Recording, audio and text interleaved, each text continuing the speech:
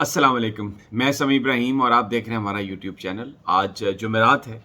24 जून और सन 2021। Domestic front पर भी बहुत अहम खबरें हैं, बड़ी आज अहम डेवलपमेंट्स हैं। और इंटरनेशनल फ्रंट पे ख़ास तौर पर इंडिया के अंदर जो गुफ्तगू हो रही है आज नरेंद्र मोदी की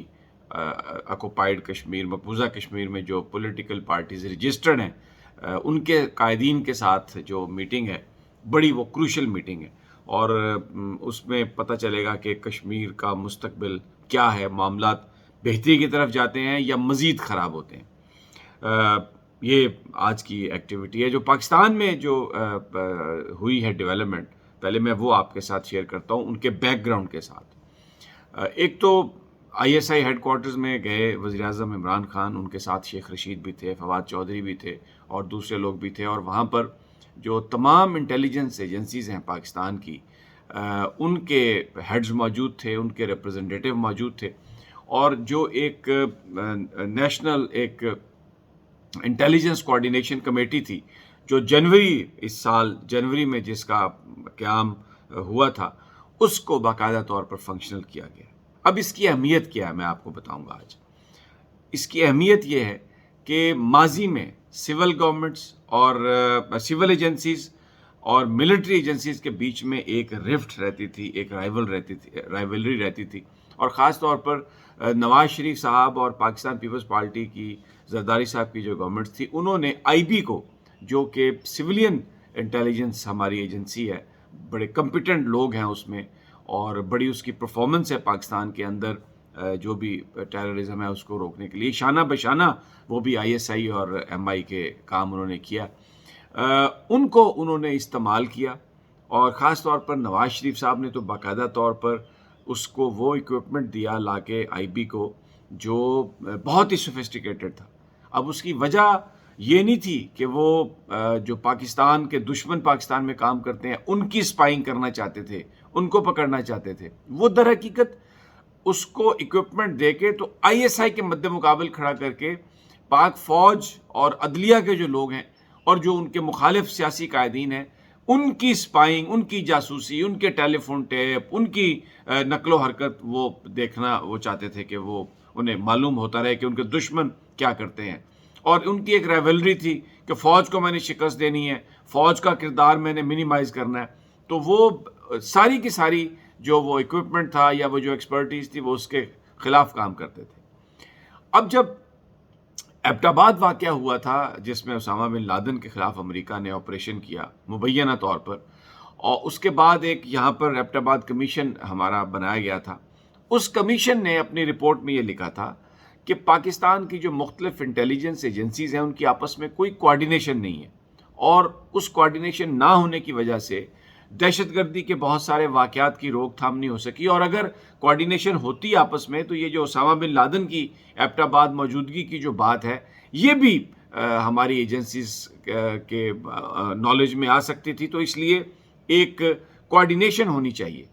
कमेटी एक होनी चाहिए, जैसे अमेरिका में होमलैंड सिक्योरिटी है जिसमें उनके 20-22 एजेंसीज हैं सारी की सारी, और एक सेक्रेटरी उसको कंट्रोल करता है। लेकिन यहाँ पर एक फड्डा हो गया जी इसके बाद कि उसकी सरबराही कौन करेगा। अब नवाज शरीफ साहब और जरदारी साहब वो उस जो नेशनल इंटेलिजेंस कोऑर्डिनेशन कमेटी की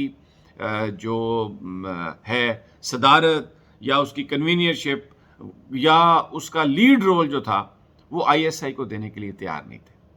क्योंकि मन में दिल में खोट था। वो IB को ISI के बराबर, MI के बराबर खड़ा करके उसको फौज और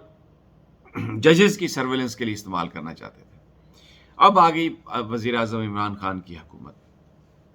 तो जो इस वक्त वार ऑन टेरर चल रही है, इस वक्त भारत जिस तरह से बलूचिस्तान में इफेक्टिव है, यानी एक्टिव है, और कराची का अमन जिस तरह से बर्बाद था, ट्राइबल एरिया सारा, ये एक ऐसी सिचुएशन थी जो वज़ीर आज़म साहब के नोटिस में लाई गई और उनको कहा गया कि इसमें आप देखें। तो पाकिस्तान के वज़ीर आज़म ने देखें, इमरान खान की एक बात है, इदारों को खड़ा करने की कोशिश कर रहा है, अपना ज़ाती कोई मफाद नहीं है, नज़र आ रहा है उनके दुश्मनों को, उनके मुखालिफिन को भी ये बात नज़र आ रही है। आप बहुत सारी चीज़ें जो हैं उसमें ये पॉइंट आउट कर सकते हैं कि कुछ कमियां रह गई हैं, लेकिन किसी चीज़ में भी बदनीयती का एलिमेंट जो है अभी तक اس کے کوئی ثبوت نہیں ملے۔ اب وزیر اعظم نے اس نیشنل انٹیلیجنس کوآرڈینیشن کمیٹی کے لیے اس کے لیے جو آرڈر چاہیے تھے وہ آرڈر جاری کیے، اس کو اپروو کیا، اور اب کل تمام جو اس میں ایف آئی اے کے چیف بھی تھے، اس میں آئی بی کے بھی لوگ تھے، اس میں سب جو ہماری ایجنسیز ہیں ان کے لوگ موجود تھے، اور اس کو باقاعدہ فنکشنل کیا گیا، اور اس میں یہ اس کا طریقہ بنایا گیا کہ سب سے پہلے آئی ایس آئی کے جو چیف ہیں وہ اس کمیٹی کے کنوینئر ہوں گے۔ اب دیکھیں امریکہ میں بھی جو لیڈ رول ہے، جو ہوم لینڈ سیکورٹی ہے، وہ سی آئی اے کا لیڈ رول ہے، ایف بی آئی کا لیڈ رول ہے، تو یہاں پر بھی آئی بی اور آئی ایس آئی کا لیڈ رول وزیر اعظم نے بنایا کہ وہ جو کمیٹی ہے انیشیلی جو آئی ایس آئی کے سربراہ ہیں وہ اس کے ہوں گے کنوینئر، یعنی اس کو ہیڈ کریں گے، اور اس کے جو سیکریٹری ہوں گے وہ آئی بی کے چیف ہوں گے یا ان کا جو کوئی نمائندہ ہوگا، اور پھر اس کے یہ تمام ان کی میٹنگز بھی ہوں گی، یہ ڈائریکٹلی پرائم منسٹر کو یہ رپورٹ کر سکیں گے جو بھی ان کی انپٹ ہوگی۔ اس کا فائدہ یہ ہوگا کہ یہ مختلف ایجنسیز کا ہر طرف سیٹ اپ ہے، اور انفارمیشن جو آ رہی ہے وہ اس انٹیلیجنس کمیٹی کو شیئر کی جائے گی، اس کو پورا اس کا انالیسس کیا جائے گا، اور اس کے بعد پھر دیکھا جائے گا کہ آگے کیا کرنا ہے۔ اس کا ابھی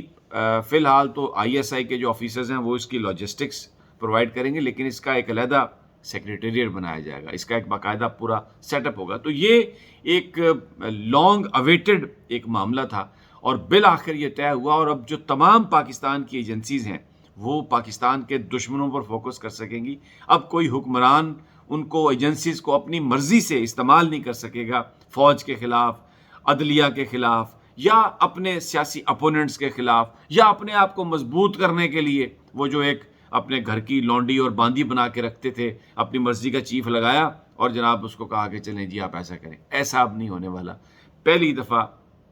اسی طرز پر جس طرح امریکہ نے اپنے آپ کو 9/11 کے بعد ری ویمپ کیا، سسٹم بنایا، تمام اپنے ریسورسز کو کوآرڈینیٹ کر کے پول کر کے سب کچھ کیا، تو جناب یہ ایک بڑی زبردست پاکستان کو اچیومنٹ ہوئی ہے۔ اب کوئی ایجنسی دشمن استعمال نہیں کر سکے گا ایک دوسرے کے خلاف، یعنی جو سیاسی دشمنوں کی میں پاکستان کے اندر بات کر رہا ہوں، اور سیاست جو ہے اب جو انٹیلیجنس میں جس طریقے سے آتی تھی اس کا اب یہ خاتمہ ہوگا، and it will be used only just for Pakistan. دوسری پالیٹکس پہ آ جاتے ہیں ذرا۔ مولانا فضل الرحمان اور شہباز شریف صاحب کے درمیان جو جھگڑا ہے نا، یہ شدید ہو گیا۔ اس کی میں آپ کو بیک گراؤنڈ بتاتا ہوں۔ مولانا فضل الرحمان نے یہ کہا کہ جناب پیپلز پارٹی کے ساتھ جو جھگڑا تھا پی ڈی ایم کے اندر وہ نون لیگ کی وجہ سے ہوا، کیونکہ یوسف رضا گیلانی کو انہوں نے سینٹ میں لیڈر آف دا اپوزیشن بنوا لیا، اور یہ کہا نون لیگ نے ڈیمانڈ کی کہ جناب جب تک پیپلز پارٹی معافی نہیں مانگے گی ہم ان کے ساتھ نہیں بیٹھیں گے، اور مولانا فضل الرحمان نے کہا کہ میں نے جھگڑا کر لیا اس بات پر۔ اس کے بعد شہباز شریف صاحب چھوٹ جاتے ہیں۔ جب شہباز شریف صاحب چھوٹتے ہیں تو وہ مولانا فضل الرحمان کو آپ دیکھا انہوں نے وہ نہیں زیادہ یعنی آئے نہیں، انہوں نے ملاقات کی، تو فضل الرحمان صاحب کے ایک دل میں یہ بات آئی کہ یہ معاملہ جو ہے یہ میرے ساتھ شہباز شریف صاحب کا ٹھیک نہیں ہے، کیونکہ فضل الرحمان صاحب مریم نواز اور نواز شریف کے زیادہ قریب تھے اور اسٹیبلشمنٹ پر براہ راست حملے کر رہے ہیں۔ جب یہ ساری صورتحال دیکھی تو اس کو بھڑکایا مریم نواز نے بھی، اور شہباز شریف کے خلاف کیا مولانا فضل الرحمان کو کہ یہ آپ کی حیثیت کو انڈرمائن کرتے ہیں شہباز شریف صاحب۔ اور دیکھیں ہم تو یہ کہتے تھے کہ پیپلز پارٹی والے معافی مانگے، لیکن یہ شہباز شریف صاحب تو سیدھے ان کی طرف جا رہے ہیں۔ اور پھر جب یہ اپوزیشن کا واقعہ ہوا یہاں پر قومی اسمبلی میں، تو یوسف رضا گیلانی صاحب ملنے بھی آئے شہباز صاحب کو، بلاول بھٹو بھی آئے شہباز صاحب کو ملنے، اظہار یکجہتی انہوں نے ان کو قبول بھی کیا۔ تو مولانا فضل الرحمان نے اب یہ کہا ہے، انہوں نے یہ پیغام دیا ہے تھرو نواز شریف اور مریم نواز، ان سے ان کی بات ہوئی ہے کہ یہ آپ شہباز شریف صاحب کو کنٹین کریں۔ اب بظاہر تو ایسا لگ رہا ہے کہ یہ مولانا فضل الرحمان خفا ہو گئے ہیں، لیکن در حقیقت جو انسائیڈرز ہیں وہ یہ بتاتے ہیں کہ اس کے پیچھے مریم نواز ہے، اور اس کے پیچھے نواز شریف صاحب ہیں، جو اپنے بھائی کی جو قربتیں پیپلز پارٹی کے ساتھ زیادہ ہو رہی ہیں، اسٹیبلشمنٹ کی طرف ان کی جو نظریں زیادہ ہو رہی ہیں۔ اور اب دیکھیں خواجہ آصف جو ہیں وہ بھی شہباز صاحب کے ساتھ ہیں، ان کی بھی ضمانت ہو گئی، تو اب جو شہباز شریف صاحب پارٹی کے اندر ان کی پوزیشن بہت مضبوط ہو گئی ہے۔ ایم پی ایز نے، ایم این ایز نے یہ کہا ہے کہ جناب بالکل ہم تو